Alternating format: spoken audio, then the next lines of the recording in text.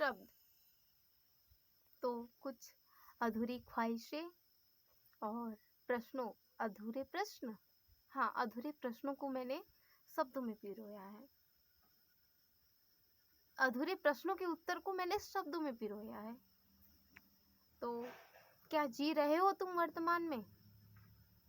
अब क्या पूछूं उस इंसान से जो बदल जाता है हर बदलते मौसम के साथ, मोड़ लेता है हवाओं की तरह अपना रुख, और शायद इसीलिए नहीं कह पाता वो अनकही सी बात।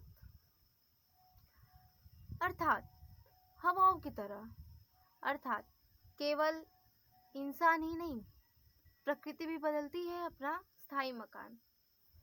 तो क्या बदलाव ही है इस प्रकृति और इस इंसान की पहचान? फिर क्या इन्हीं प्रश्नों का उत्तर पाने के लिए मैंने पूछ लिया इन बहती नदियों से ही कि क्या तुम जी रही हो वर्तमान में? पर इन्होंने कुछ नहीं कहा। हाँ, पर मैं समझ गई कि मंजिल तो इसकी भी है, समुद्र से जाकर मिल जाना और इसकी लहरों को और प्रचंड कर देना। फिर क्या मैंने पूछ लिया इन बहती हवाओं से ही कि क्या तुम जी रहे हो वर्तमान में? पर इन्होंने भी कुछ नहीं कहा। हाँ, पर मैं समझ गई कि मंजिल तो इनकी भी है, समुद्र की नमी से मिल जाना और इन नमी को पेड़ों तक पहुंचाना और सूखे बेजान पत्तों में फिर से जीवन भर जाना। फिर क्या मैंने पूछ लिया इन पेड़ों से ही कि क्या तुम जी रहे हो वर्तमान में?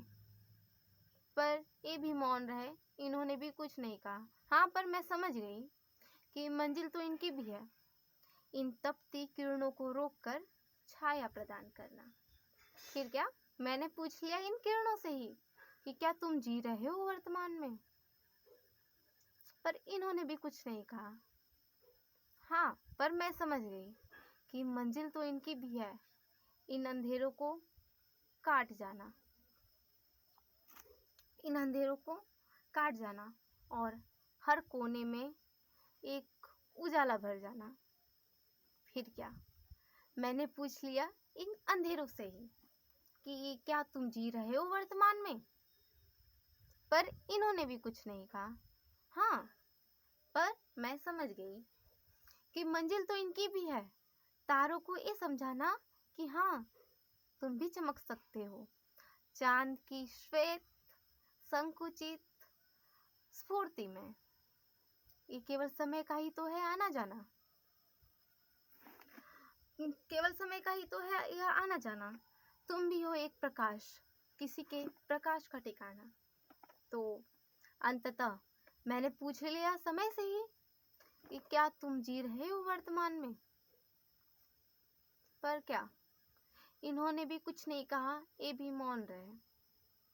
पर मैं समझ गई क्योंकि समय की इस अनवरत बहाव ने मुझे यह समझा दिया और इन सब की चुप्पियों को तोड़ दिया कि समय समय ही है। तो यही था। धन्यवाद। धन्यवाद, धन्यवाद कैसे बोलती हूँ?